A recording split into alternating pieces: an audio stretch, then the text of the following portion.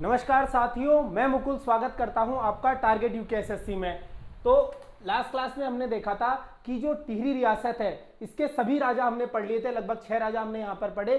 सभी का कार्य मैंने आपको बताया कि किस राजा ने क्या कार्य किए, किस तरीके से उसने प्रशासन को चलाया, सब कुछ बताया आपको। अब यहां से आपका कार्य क्या है, देखो जितना भी आपको पढ़ा दिया है, मैंने शुरुआत में एक बात बोली थी जो मैं आपको पढ़ाऊंगा, ये 60 राजा होंगे, ठीक है। अब गढ़वाल के 60 राजा आपने पढ़ लिए हैं। अब इन 60 राजाओं में आपको करना क्या है, देखो यहां से अगर मैं आपको बताऊं, अगर आपका कोई सा भी एग्जाम है, अगर यूकेएसएससी करा रहा है तो आप यहां से मानकर चलो कि आपको 2 से 3 प्रश्न देखने को मिल सकते हैं। लेकिन यूकेपीएससी अगर करा रहा है तो वो भी आपको ऑथेंटिक वालों में से, और ऑथेंटिक मैंने आपको बताया क्या है क्या नहीं है, इन दोनों चीजों में आपको फर्क समझना है। ऐसा नहीं है कि मैंने आपको बताया नहीं है, एक एक क्लास में आपको हर एक चीज डिटेलली बताई है। शायद ही आज तक आपने कहीं पढ़ा होगा, ऐसा नहीं है। जिनके पास स्वयं के खुद के नोट्स है उसने पढ़ा होगा अजय रावत से, क्योंकि बहुत मेहनत लगती है इनको बनाने में। ऐसा नहीं है कि हमने ऊपर ऊपर उठाया और आपको दे दिया, आपको हर एक चीज डिटेलली बताई गई है। तो यूकेपीएससी अगर पेपर करा रहा है तो वो भी 1 से 2 नंबर का प्रश्न पूछता ही पूछता है। अब ये नहीं है कि आप सोचो यार 60 राजा पढ़ने 1-2 नंबर का प्रश्न आ रहा है, हो सकता है 3 नंबर का आ जाए। तो मैंने इन सभी में आपको बताया कि किस तरीके से आपको पढ़ना है। कुछ नहीं करना है, अपने नोट्स बनाने हैं, आपको जल्दी पीडीएफ प्रोवाइड करा दी जाएगी सभी की, ठीक है। क्लास में सबकी पीडीएफ मिल रही है, आपको पता है। तो इनकी पीडीएफ को आपको क्या करना है, उन पीडीएफ को अगर आप खुद से लिख पाओ तो ठीक है, अगर नहीं है किसी के पास समय तो पीडीएफ आप लोग प्रिंट कराइए, उन पीडीएफ को अपने फाइल बनाइए, फाइल में रखिए, उनसे पढ़िए, ठीक है। उससे क्या होगा, दूसरी चीज आपको बताता हूं। देखो होता क्या है, खुद से लिखने पर चीजें आपको याद होती है। खुद के नोट्स जो बनाता है बोलता है ना मेरे खुद के नोट्स हैं, रिवीजन करने में आसानी रहती है। ये तो मैंने सारा तथ्य लिखा है, इसमें से भी तो मैं आपको निकाल कर बताता हूं कि क्या इंपॉर्टेंट है, किस तरीके से पढ़ना है, कैसे नोट्स बनाने हैं। यही तो फर्क होता है किताबों से पढ़ने और नोट से पढ़ने में। यही तो पूरी किताब है एक टाइप से, आपको समझना है। तो ये चीज आपको देखनी है कि क्या चीज इंपॉर्टेंट है, कैसे है। अब पढ़ने का तरीका क्या है, डेली आपको कुछ नहीं करना है। 60 राजा है, 6 दिन लगेंगे मात्र। अब तक आपके पूरे नोट्स बन चुके होंगे, तो उन नोट्स को एक काम करिए, जितने आपने बना दिए 6 दिन तक रीडिंग मारिए। कितना समय लगेगा, 1 घंटा, मुश्किल से 1.5 घंटा लगेगा। 6 दिन तक 1.5 घंटा उसको पढ़िए, खत्म, पूरा याद आपको 6 दिन के अंदर। आप अगर एक एक बार रीडिंग मारोगे, खाली रीडिंग मारनी है, ये नहीं याद करना है, जो हाईलाइट करा है उसको थोड़ा सा 2-3 बार देखना है, चलना है आगे। फिर एक दिन क्या करना है, 10-15 दिन बाद एक दिन बैठना है और फिर से उसको रीडिंग मारनी है, और धीरे धीरे रीडिंग। अगर ये आदत आपको लग गई ना रीडिंग मारने की, कभी आपको याद नहीं करना पड़ेगा, रटना नहीं पड़ेगा। किसी भी सब्जेक्ट को पढ़ने का आसान फॉर्मूला, बहुत से लोग सोचते हैं ना यार एज हो गई है, 27 साल हो गया, 28 साल हो गए, याद ही नहीं हो रहा, दिमाग में नहीं घुस रहा है। दरअसल आप अपना माइंड सेट ही वैसा करके बैठ चुके हो। इससे कुछ नहीं है, आपको याद ना हो या कुछ ना हो, आपको कुछ नहीं करना है। आपको करना क्या है कि अपने जो नोट्स हैं उन नोट्स को आपको क्या करना है कि पढ़ते रहना है। जितनी बार अखबार जैसे पढ़ते हो ना, उसी तरीके से अगर आप पढ़ोगे तो आपको मुझे नहीं लगता है कि रटने की जरूरत पड़ेगी। बाकी शुरुआत करेंगे आज की क्लास से। तो आज की क्लास में सबसे पहले अगर मैं बात करूं तो आज की क्लास में जैसा मैंने आपको बताया है कि आप हम लोग क्या देखने वाले हैं आज की क्लास में, कि टिहरी तथा गढ़वाल तथा टिहरी की प्रशासनिक व्यवस्था। यहां से एक प्रश्न बनता है प्रशासनिक व्यवस्था से, ठीक है। तो प्रशासनिक व्यवस्था क्या थी, सबसे पहले इनकी उपाधि देखेंगे। इनकी उपाधि की अगर मैं बात करूं तो आपको मैंने पहले बताया था बोलांदा बदरीश, ठीक है। बोलांदा बदरीश इनको कहा जाता था, या फिर इनकी अलग अलग उपाधि थी।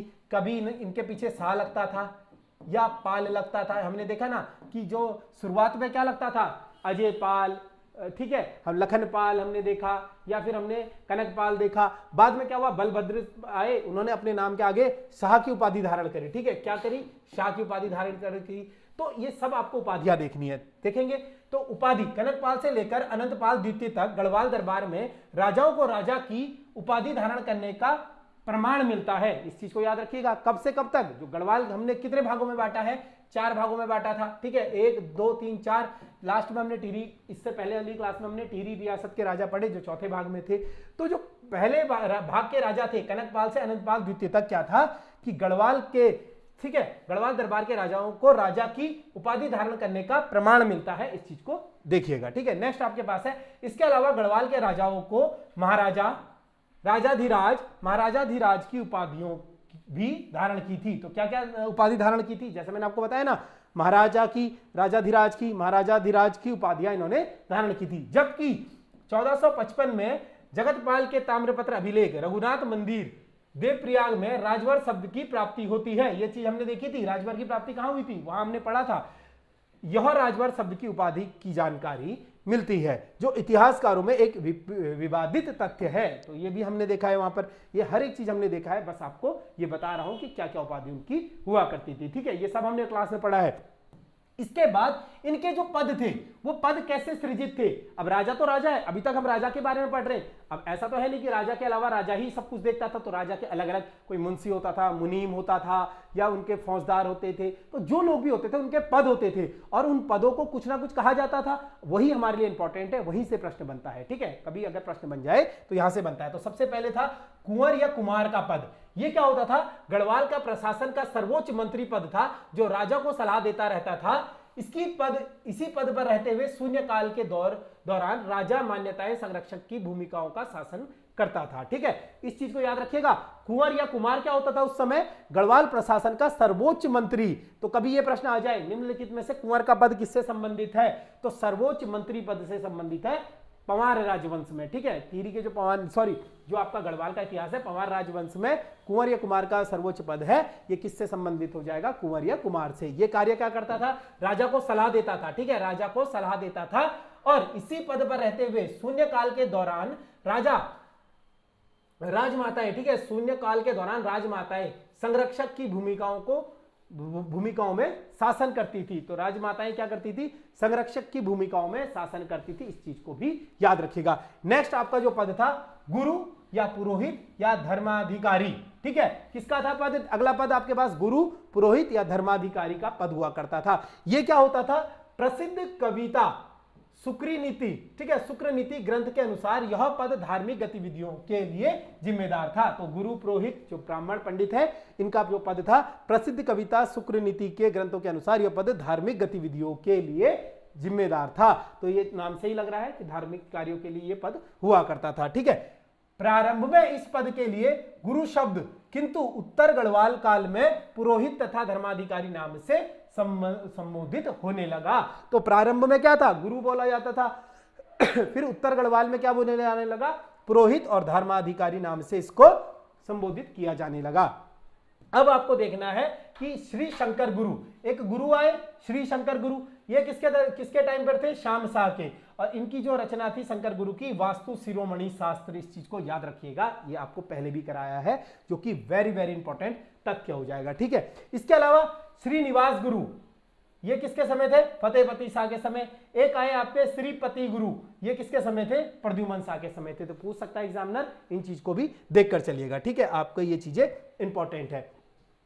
इसके अलावा जो मंत्री, ठीक है, मंत्री प्रमुख या महामंत्री, वो कौन था, मुख्तार। ये पद पूछा गया है, ये आपके एग्जाम में आया है कि मुख्तार कौन होते थे। तो यह मंत्रियों का सर्वोच्च अधिकारी होता था। मुख्तार क्या होता था, मंत्रियों का सर्वोच्च अधिकारी होता था, जिसे महामंत्री भी कहा जाता था।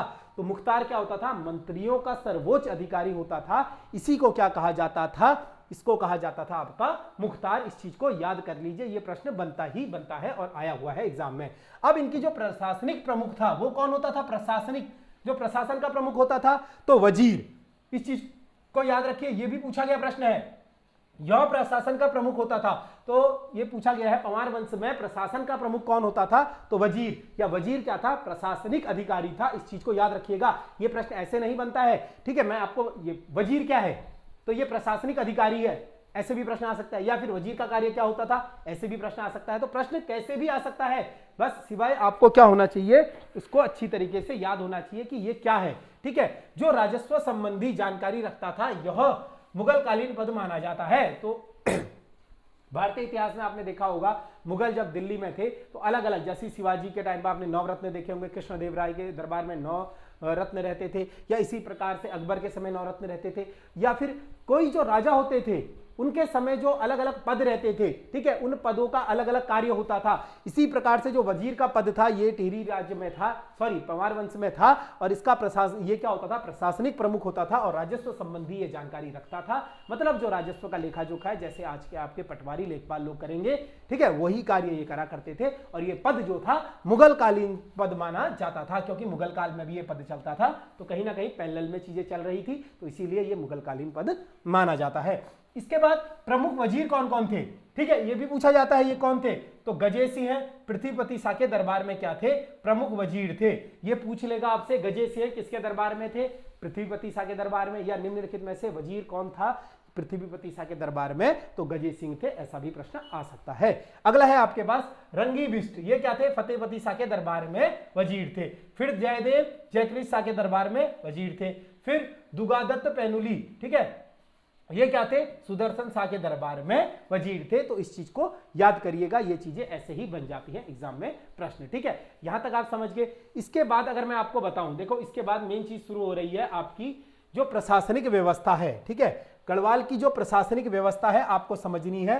थोड़ा सा मैंने इजीली आपके लिए समझाया है, बाकी आपको इसके प्रॉपर नोट्स हैं, ठीक है, इसको प्रॉपर लिखा हुआ है, थोड़ा सा मैपिंग के थ्रू समझने के लिए आसान इसलिए हो जाता है ताकि आप चीजों को रिलेट कर पाए। तो गढ़वाल की जो प्रशासनिक व्यवस्था है, अगर मैं इसको आपको बताऊं कि किस प्रकार से बांटा गया है, तो गढ़वाल की प्रशासनिक व्यवस्था को दो प्रकार से बांटा गया है। एक तो मंडल रूप में बांटा गया है और एक किस रूप में बांटा गया है, परगना रूप में बांटा गया है। तो मंडल वाले रूप में जिसको बांटा गया है, ये क्या होता था, पूर्व गढ़वाल में प्रशासन की सबसे बड़ी इकाई, किसमें, पूर्व गढ़वाल में, ठीक है, पूर्व गढ़वाल में प्रशासन की सबसे बड़ी इकाई क्या होती थी, मंडल होती थी। याद लिखिएगा इसको, पूर्व गढ़वाल में प्रशासन की सबसे बड़ी इकाई मंडल।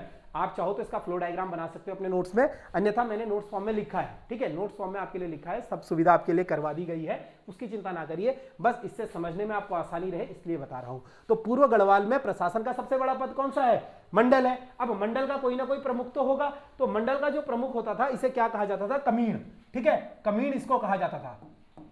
जो मंडल का प्रमुख होता था इसको क्या कहा जाता था, कमीण कहा जाता था। और ये क्या था, पूर्व गढ़वाल में प्रशासन की सबसे बड़ी इकाई थी। अब उत्तर गढ़वाल की बात करें तो उत्तर गढ़वाल में प्रशासन की सबसे बड़ी इकाई क्या थी, उत्तर गढ़वाल में, ठीक है, उत्तर गढ़वाल में प्रशासन की सबसे बड़ी इकाई जो थी परगना थी। अब इस परगना का जो प्रमुख हुआ करता था थोकदार हुआ करता था। कौन, थोकदार इसका प्रमुख हुआ करता था। इस चीज को भी लिखिएगा, समझ गए दोनों चीजें, पूर्व गढ़वाल और उत्तर गढ़वाल में दो हिस्सों में बटी है गढ़वाल की प्रशासनिक व्यवस्था। अब इन दोनों के बाद, ठीक है, इन दोनों के बाद कौन आता है, इन दोनों के बाद, ये तो ऊपर के हो गए, ये सबसे बड़े हो गए, इनके बाद आता है लेखवार, ठीक है, लेखवार इनके बाद आता है। अब ये लेखवार क्या होता है, लेखवार का कार्य क्या होगा, जो अभिलेखों के लेख या संरक्षित रखने का काम करता था। लेखवार क्या कार्य करता था, जो अभिलेखों के लेख संरक्षित रखने का कार्य करता था, ये लेखवार का काम होता था, ठीक है, क्या काम होता था, अभिलेख, लेखों का संरक्षित करने का कार्य। उस जमाने में ये तो था नहीं, कंप्यूटर वगैरह थे या फाइलें थी, तो उस जमाने में जो अभिलेख होते थे उनको संरक्षित रखने का कार्य कौन करता था, लेखवार करता था, और ये इन दोनों के ही नीचे होता था। इसके बाद करदार आता था। अब ये करदार कौन होता था, ये करदार जो होता था आपका, यह पट्टी का प्रमुख होता था। कौन होता था, पट्टी का प्रमुख, ठीक है, किसी भी पट्टी का प्रमुख, पट्टी के प्रमुख को क्या कहा जाता था, करदार कहता था, ठीक है। इसका जो प्रमुख, जो यह पट्टी का क्या होता था, प्रमुख होता था, यह क्या कार्य करता था, कर वसूलने का, ठीक है, करदार नाम से ही लग रहा है, कर वसूलने का, ठीक है। इसका कार्य क्या होता था, कर वसूलना। इसका कार्य क्या होता था, करदार का कर वसूलना कार्य होता था, और ये क्या होता था, पट्टी का प्रमुख होता था। नेक्स्ट आपके पास है पंच। ये क्या होता था, इसका प्रमुख जो होता था, पंच का प्रमुख कोई बूढ़ा होता था, ठीक है, बूढ़ा एक होता था पद, इसका जो प्रमुख होता था कौन होता था, बूढ़ा।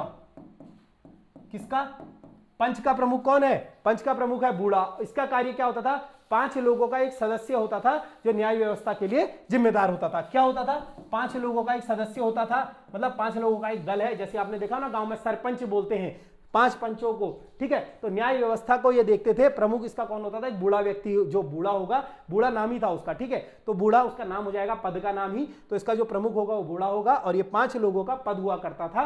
और ये क्या करते थे, गांव की जो न्याय व्यवस्था होती है उसको देखा करते थे। आपको ये चीज समझनी है। क्यों समझनी है, क्योंकि ये प्रशासनिक व्यवस्था है, चाहे मुगल काल में हो, चाहे आपके उत्तराखंड में हो, ये बार बार पूछी जाती है, और यही से प्रश्न बन जाता है, लेखवार का कार्य क्या था, करदार का कार्य क्या था, या इसका प्रमुख कौन था, या परगना क्या होता था, या मंडल क्या होता था। तो ये सब चीजें आपको याद होनी चाहिए। इसके बाद अंत में जो आई, पट्टी आई। अच्छा, पट्टी आई, पट्टी आपने भी सुना होगा, आपके गांव में होती होगी पट्टी, ठीक है। तो ये सबसे छोटी प्रशासनिक व्यवस्था होती थी, इकाई। पट्टी आपने सुना ना, जैसे टीरी वाले सुनते होंगे खास पट्टी, या फिर आपने सुना होगा मेरे ये पट्टी है, वो पट्टी है। तो जो पट्टी होती थी प्रशासन की सबसे छोटी इकाई हुआ करती थी, ठीक है। पट्टी क्या होती थी, प्रशासन की, इस चीज को लिखिएगा। वैसे अगर आप लिखना चाहो यहां पर भी लिख सकते हो, प्रशासन की, ठीक है, प्रशासन की सबसे छोटी इकाई। अब मैं वही ओल्ड ट्रेडिशनल में नहीं चलूंगा।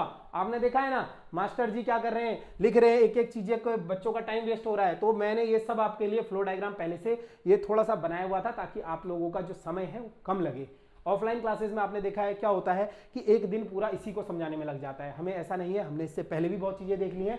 आगे जो जितना समय बचेगा हमारे पास लगभग 20-25 मिनट, उसमें हम इस पूरी चीज को देख लेंगे। यही क्लास अगर ऑफलाइन में आप ले रहे हो तो आपको कम से कम 3 दिन लगेंगे। तो यही अंतर है ऑफलाइन और ऑनलाइन में। मैं किसी को क्रिटिसाइज नहीं कर रहा हूं, आपका अपना, क्योंकि ऑफलाइन पढ़ने का अलग महत्व है, ऐसा नहीं है कि उसका महत्व नहीं है। ऑनलाइन का अपना महत्व है। किसी को क्या होता है कि बिल्कुल ऑफलाइन ही की आदत होती है, तो आदत को बदलना सीखो, चीजों में ढलना सीखो। ऐसा नहीं है कि ऑफलाइन में डंडा लेकर मारेगा, कोई स्कूल नहीं है, आपको नौकरी चाहिए। स्वयं आप 21-22 साल के हो चुके हैं, जिम्मेदार हो चुके हैं, आपको एक नौकरी की तलाश है, आप नौकरी के लिए संघर्ष कर रहे हो। ये वहां पर ये नहीं कि आपको वो डांटेगा तभी आप पढ़ोगे। अरे कोई नहीं डांटेगा भैया, कोई नहीं कहता है किसी को। लोगों को अपनी फीस मिल जाए, कोई मतलब नहीं है आपके पीछे किसी को सरदर्दी। कोई आपके वहां पर माँ बाप नहीं है, आपको फोर्स करेंगे पढ़ाने के लिए, आपको खुद से पढ़ना होगा। तो बता रहा हूं, ये पट्टी क्या होती थी, प्रशासन की सबसे छोटी इकाई होती थी। और इसका जो प्रमुख होता था सयाणा, इसका प्रमुख कौन होता था, सयाणा। ठीक है, इतनी चीजें समझ गए, प्रशासन की व्यवस्था आप समझ गए गढ़वाल की। अब इस चीज को आप नोट्स फॉर्म में देखिए। ठीक है, कैसे देखिए, नोट्स फॉर्म में दोनों ही चीजें मैंने आपके लिए लिखी है। ये डायग्राम बना लीजिए, अब नोट्स फॉर्म में भी देख लीजिए। ठीक है, ताकि आपको क्या हो, इतना कष्ट ना करना पड़े।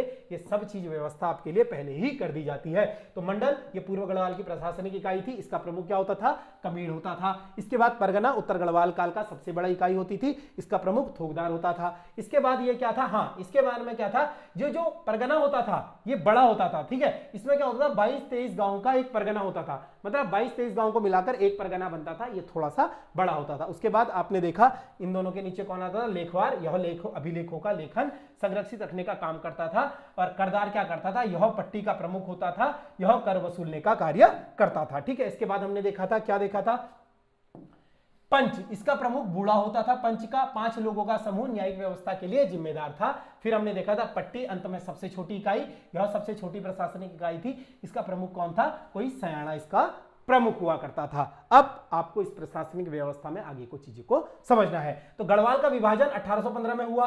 कैसे हुआ गढ़वाल का विभाजन 1815 में, याद करो वो चीज। 1814 में क्या होता है, 14 मई 1814 को क्या होता है, खुड़बुड़ा का युद्ध होता है। वहां पर जो गढ़वाल के राजा होते हैं प्रद्युमन शाह, जो स्वतंत्र राजा होते हैं, गोरखाओं के विरुद्ध वीरगति को प्राप्त हो जाते हैं। उसके बाद गोरखा यहां पर प्रशासन करते हैं, तो गोरखा यहां पर राज कर लेते हैं। तो गढ़वाल का यहां पर एक टाइप से विभाजन हो जाता है। और उसके बाद अंग्रेज यहां पर आते हैं। मतलब क्या होता है, ये 1804 को, ये तिथि गलत लिख दी, सॉरी, 1804 को युद्ध होता है खुड़बुड़ा के मैदान में। प्रद्युमन शाह वीरगति को प्राप्त हो जाते हैं। तब 1804 से लेकर लगभग 1814 तक गोरखा यहां पर शासन करते हैं, लगभग 10.5 साल। ये पूछा जाता है गोरखा ने कितने साल उत्तराखंड में राज करा, 10.5 साल राज करा।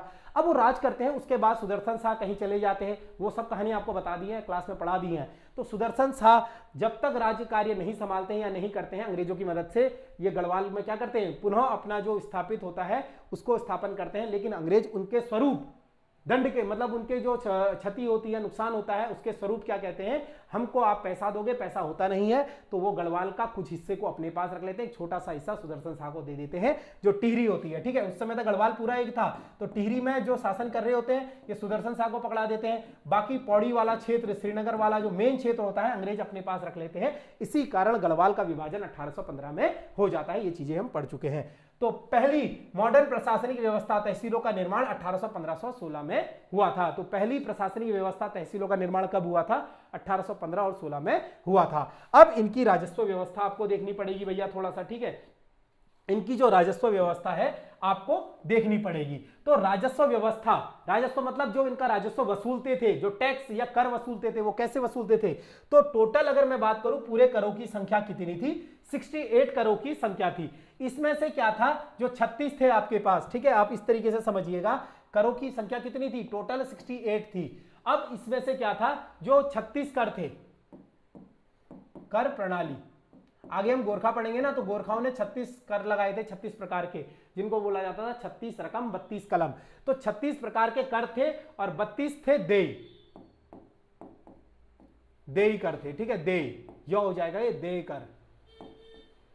36 कर प्रणाली थी, 32 देय कर थे। तो 36 रकम 32 कलम, इसी को बोला गया, ये टोटल 68 थे। ठीक है, और जो देय कर थे कुछ विशेष अवसरों पर देना होता था, जैसे विशेष कार्य हो गया या किसी युद्ध के समय हो गया, तो ये 32 प्रकार के टैक्स होते थे। बाकी जो 36 आपकी कर प्रणाली होती थी ये तो टैक्स लगता ही लगता था, परंतु ये देय कर जो होते थे 36 ये कोई विशेष चीजों पर, जैसी कोई अवसर हो गया या विवाह हो गया या फिर युद्ध के समय हो गया, इसको लिया जाता था। इस चीज से समझिएगा, ठीक है। जैसा कि मैंने बताया 36 कर प्रणाली होती थी, 32 देय कर होते थे, कुछ विशेष अवसरों पर देने होते थे, जैसे विशेष कार्य या युद्ध के समय, आजादी के समय। नेक्स्ट पॉइंट आपके पास है सिरती नाम से भूमि कर को जाना जाता था। तो एक बार आपका आया था सिरती क्या था, तो सिरती कर था, कैसा कर था, भूमि कर, ठीक है। उसके अलावा नगद, ठीक है। अब ये सिरती कर पैरेलल ही है, गोरखाओं के समय भी है और गढ़वाल राजाओं के समय भी है, क्योंकि गोरखाओं से पहले गढ़वाल ने लगा दिया है, ठीक है, सॉरी गढ़वाल से पहले गोरखाओं ने लगा दिया है, ठीक है। जब गोरखाओं ने यहां पर शासन करा तो उन्होंने कर लगाया, तो इसी कर को इन्होंने भी हटाया नहीं, रहने दिया, ठीक है। इस चीज को याद करना है आपको। तो सिरती क्या है, ये प्रश्न पूछा गया है, मैं आपको बता रहा हूं ये प्रश्न आपका पूछा गया है। सिरती एक भूमि कर है जो कि उस समय लिया जाता था, जो कि नगद कर हुआ करता था। सहायक कर कैसा होता था, वन खनन या खनिज पर लिया जाने वाला सहायक कर होता था। इस चीज को भी देखिएगा, ठीक है। सहायक कर क्या होता था, सहायक कर होता था वन खनन और खनिज पर लिया जाने वाला कर। राजा को दो प्रकार की भूमि एक ले सकता था, ठीक है। राजा दो प्रकार की भूमि एक ले सकता था और एक दे सकता था। तो राजा दो प्रकार की भूमि एक तो ले सकता था और वो एक को दे सकता था। तो जो दो प्रकार की थी, एक थी प्रतापी भूमि, सॉरी प्राप्त भूमि, ठीक है। प्राप्त भूमि इसको क्या कहा जाता था, मुयाली या गयेली या औताली इसको कहा जाता था, ठीक है। राजा दो प्रकार की भूमि होती थी, राजा के दो प्रकार की भूमियों में से क्या होती थी, एक प्राप्त प्रकार की भूमि होती थी, तो इसको बोला जाता था मुयाली, गयेली, औताली। इसको हम ढंग से पढ़ेंगे, यहां से प्रश्न बनता है। तो ये मुयाली, गयेली, औतेली एक प्रकार की भूमि है। दूसरी जो देय भूमि होती थी, जिसको देता था, एक संकल्प भूमि होती थी, विष्णु प्रीति होती थी, रौत भूमि होती थी, जागीर भूमि होती थी। यहीं से प्रश्न आता है आपका एग्जाम में, यहीं से प्रश्न आता है। आपको ये देखना है जो आपकी ये प्राप्त भूमि है, जो राजा प्राप्त करता था, मुयाली भूमि उसे मिलती थी, गयेली भूमि मिलती थी, औताली। और कुछ जमीन जो होता है, आपने सुना था ना कि राजा ने खुश होकर, पहले जमाने में क्या होता था कि राजा ने भूमि दे दी, जहांगीर दे दी, तो यही प्रकार होते थे। तो दो प्रकार की भूमि, एक तो राजा ले लेता था छीन वगैरह कर कुछ भी, मुयाली भूमि, गयेली भूमि या औताली भूमि होती थी जो कर के रूप में ले ली, या फिर आपसे छीन कर ले ली, या हड़प ली, या कुछ भी कर लिया। लेकिन दूसरी भूमि कभी मंदिरों को दान दे दी, या फिर कभी किसी सैन्य अधिकारी से खुश होकर, मान लो हमने पढ़ा है कि आगे चंद में पढ़ेंगे हम कि रुद्रचंद से खुश होकर परगना उसको दे दिया था। तो इसी प्रकार से क्या होता है, राजा भूमि दान भी दे देते थे। इन चीजों को आपको अच्छे से पढ़ना है आगे, ठीक है। तो मुयाली भूमि कैसी होती थी, इस चीज को देखिएगा। मुयाली भूमि कोई ऐसी संपत्ति जिसका कोई वारिसेदार ना मिलने से उसको मुयाली भूमि कहा जाता था। तो मुयाली भूमि क्या होती थी, मतलब क्या है, राजा कौन सी भूमि प्राप्त करता था। अब मान लो आप है, आपका कोई वंशज नहीं है आगे जमीन चलाने वाला, अब आपकी जमीन जो है अगर इस टाइम पर है तो वो सरकार के उसमें चली जाएगी। आपका कोई रिश्तेदार क्लेम कर दे वो अलग चीज है, या फिर आपने किसी के नाम पर करी है जाने से पहले वो अलग चीज है। अन्यथा अगर वो भूमि ऐसे ही पड़ी रहेगी तो उसको सरकार अपने कंट्रोल में ले लेगी। लेकिन उसी समय क्या होता था, मुयाली भूमि ऐसी भूमि होती थी जिसका कोई स्वामित्व नहीं होता था। मतलब क्या है, उस भूमि को आगे देखने वाला कोई नहीं है, जिसका कोई वारिस नहीं होता था, वारिसदार नहीं होता था, उसको क्या कहा जाता था, मुयाली भूमि कहा जाता था, और राजा उसे प्राप्त करता था। औतेली भूमि कौन सी होती थी, औतेली भूमि अपुत्रक लोगों की मृत्यु के बाद राजा की बनने वाली भूमि को औतेली भूमि कहा जाता था, जिसका कोई पुत्र नहीं है, ठीक है। अपुत्र भूमि, अपुत्र लोगों की मृत्यु के बाद, जिसका कोई पुत्र नहीं है, उसकी मृत्यु हो जाने के बाद राजा की जो बनने वाली भूमि को औतेली भूमि कहा जाता था। अब पुत्र नहीं है, कोई पुत्र नहीं है, तो आपकी जो भूमि है वो किसको मिलेगी, किसी को भी नहीं मिलेगी,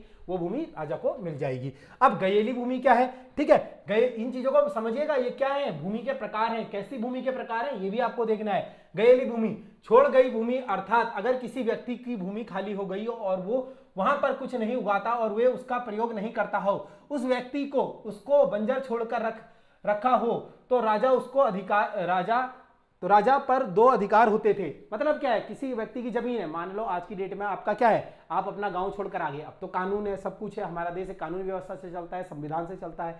उस समय जो आपकी भूमि होती थी, आपकी भूमि पर आप कुछ नहीं कर रहे हो, छोड़कर आ गए हो, बंजर कर दी, कुछ उगा नहीं रहे हो, तो राजा के पास दो अधिकार होते थे। कौन कौन से, या तो उस पर बेगारी कर लगेगा, मतलब क्या है, या तो आपको टैक्स देना पड़ेगा, भाई आपकी भूमि बंजर है तो आपको उसका टैक्स देना पड़ेगा, भूमि बंजर कैसे है, क्या आप कर रहे हो, दूसरा आपके पास क्या है कि राजा को उसको अपने कब्जे में ले लेगा। एक तो राजा उस पर टैक्स लगा देगा और दूसरा राजा उस पर क्या करेगा कि अपने कब्जे में उस भूमि को ले लेगा। ठीक है, इस चीज को याद रखिएगा। दो प्रकार की भूमि का हक होता था राजा पर, जो गयेली भूमि है, इस चीज को गयेली मतलब चले गए भूमि को छोड़कर, इस चीज से याद कर सकते हो। ठीक है, नेक्स्ट बात करें हम संकल्प या विष्णु प्रीति। ये इंपॉर्टेंट है, ये प्रश्न पूछा गया है कि विष्णु प्रीति भूमि क्या होती थी। तो राजपुरोहितों को दी जाने वाली भूमि, ये क्या होता था, राजपुरोहितों को दी जाने वाली भूमि को क्या कहा जाता था, संकल्प भूमि या विष्णु प्रीति भूमि। ये प्रश्न यहां से आता ही आता है। अगला है आपके पास रौत भूमि।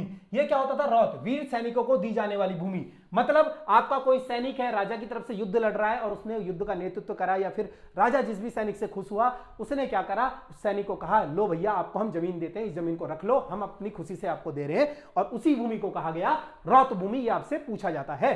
ठीक है, अगली भूमि है देव भूमि। तो देव भूमि क्या है, ये तीनों भूमि जिसको मिलती थी उसे थातवान कहा जाता था। मतलब क्या है, ये भूमियां जिसे मिलती थी, रौत हो गया, ये हो गया, तो इसे क्या कहा जाता था, थातवान कहा जाता था। जो इस भूमि की थात को खाएगा और उसका मालिक होगा, जिसको भी ये भूमि मिलती थी, उसको थातवान कहा जाता था।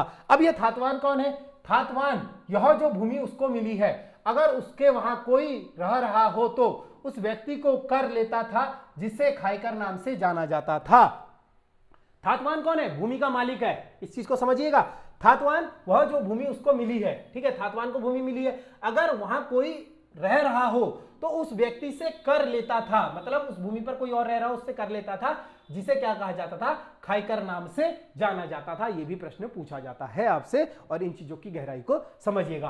कैनी कौन है, यह पूछा गया था एक बार। कैनी होता था बसाए गए नए परिवारों को कहलाते थे। मतलब जो कैनी होते थे, कहीं पर नए परिवारों को बसा दिया तो उन्हें क्या कहा जाता था, कैनी। ठीक है, बसाए गए नए परिवारों को कैनी कहते थे, इस चीज को भी याद रखिएगा। सिरतान, यह भी पूछा गया है। सिरतान यह एक था, और यह एक नए कृषकों को अल्पकालीन समय के लिए काम करने वाले को भी कहा जाता था। तो इस सिरतान जो होता था, अल्पकालिक के लिए जो कार्य करते थे, किसको कहा जाता था, कि ये सिरतान क्या कहा जाता था, किसको कहा जाता था, इस चीज को याद करिए। ठीक है, सिरतान क्या कहा जाता था भैया, इस चीज को लिखिएगा आप याद कर कर, एक सेकेंड। ठीक है,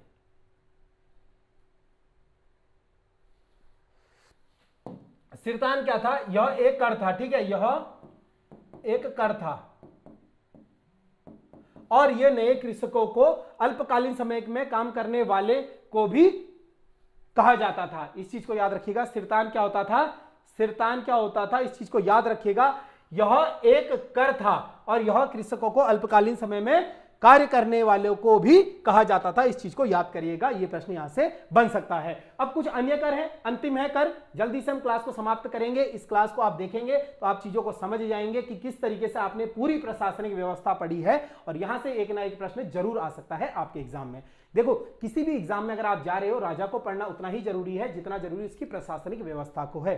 चाहे वहां पर कर हो या फिर अन्य चीजें हो, आपको उनको पढ़ना ही होगा। तो लास्ट में जो अंतिम कर बचते हैं, कुछ जल्दी जल्दी देख लेते हैं, आपकी क्लास भी समाप्त हो जाएगी। इसके बाद हम इनकी बाजार व्यवस्था अगली क्लास में पढ़ेंगे। ठीक है, तो एक होता था बजनिया कर। यह बजनिया कर कैसा होता था, राजा के नृत्यकों पर लगाए जाने वाला कर था। यह कैसा कर था, आपसे पूछ लेगा बजनिया क्या है, सब्जी है, फल है, खेल है, नृत्य है, कर है, तो कर आ जाएगा। एक तो ऐसे प्रश्न आता है। यहां से आपको चीजों की गहराई को समझना है। आपके प्रश्न कैसे बन रहे हैं, सबसे ज्यादा जरूरी क्या है किसी एग्जाम को निकालने के लिए, उसके पैटर्न को समझना या फिर उसके नेचर को समझना। नेचर कैसे समझोगे, अब बजनिया क्या है, आप रट कर चले गए, बजनिया नृतक का कर है, नृतक का कर है, वहां आपको याद ही नहीं आया बजनिया क्या है। तो बजनिया सबसे पहले कर है, और ये कैसा कर है, नृत्यकों पर लगाए जाने वाला। राजा के जो नृतक है उन पर कर लगाया जाता था, उसे बजनिया कहा जाता था। फिर बेकर क्या होता था, उपज का एक मुख्य भाग। बेकर क्या है, उपज का एक मुख्य भाग को बेकर कहा जाता था।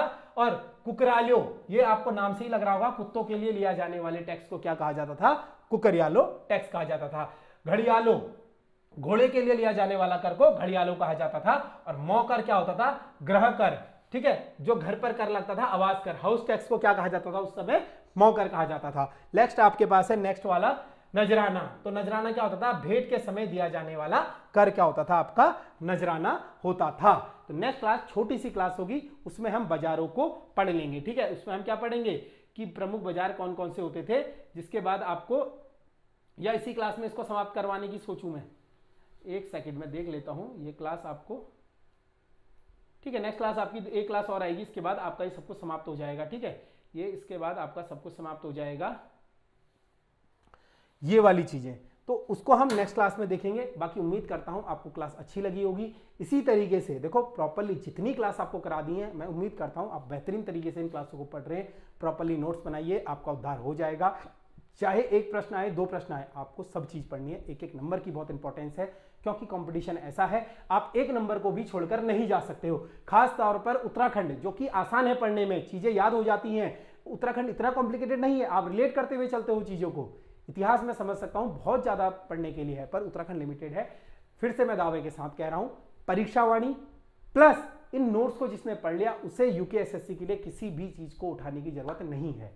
ये आपको मैं आज फाइनल बार कह रहा हूं, परीक्षावाणी प्लस इन नोट्स को ढंग से पढ़ लीजिएगा। यूकेएसएससी का कोई सा भी एग्जाम में आप बैठो, आप 40 आउट ऑफ 36 प्लस स्कोर कराओगे। हो सकता है 38 भी आ जाए, पर 36 में से 3-4 अनावश्यक प्रश्न आते हैं जो कहीं से भी एग्जामिनर दे देता है, लेकिन आपको सारे प्रश्न यहीं से मिलेंगे। इसके अलावा अगर यूकेपीएससी का आप एग्जाम की तैयारी कर रहे हो तो आपको क्या करना है, विंसर की किताब पढ़नी है जो ईयर बुक है। ठीक है, कोशिश मैं ये करूंगा कि यूट्यूब पर उसको ऑनलाइन करा दूं क्लास को। ठीक है, फ्री में करवा दूं, कोई ऐसी दिक्कत नहीं है, उसको सभी लोग देख लीजिएगा। बाकी आपको अगर कोई भी दिक्कत जानकारी चाहिए हो तो आप इन नंबरों पर संपर्क कर सकते हो, इस पर कॉल कर सकते हो। इस पर देखो, अगर मुझसे अगर व्हाट्सएप में कुछ पर्सनली पूछना है, मैं बार बार आपको कहता हूं, कोई डाउट्स वगैरह क्वेरीज होती हैं तो आप पूछ लिया करो। ये मेरा पर्सनल नंबर है व्हाट्सएप का। ठीक है, कौन सा नंबर है, 9410905102। कोई भी डाउट्स या क्वेरीज होती हैं तो आप पूछ लिया करो। अच्छा लगता है, कुछ लोग पूछते हैं, उन चीज़ों के डाउट्स वहीं पर क्लियर हो जाते हैं। क्योंकि आप ऑनलाइन है, ये ना समझे कि आपको कोऑपरेट नहीं किया जाएगा या आपके साथ कोई भी चीज़ें नहीं करी जाएंगी। हर एक संभव आपकी मदद करी जाएगी, बस आपको मन लगाकर पढ़ना है और अपना सिलेक्शन लेना है। इसी उम्मीद के साथ मिलेंगे आपसे अगली क्लास में। क्लास को देखने के लिए बहुत बहुत धन्यवाद।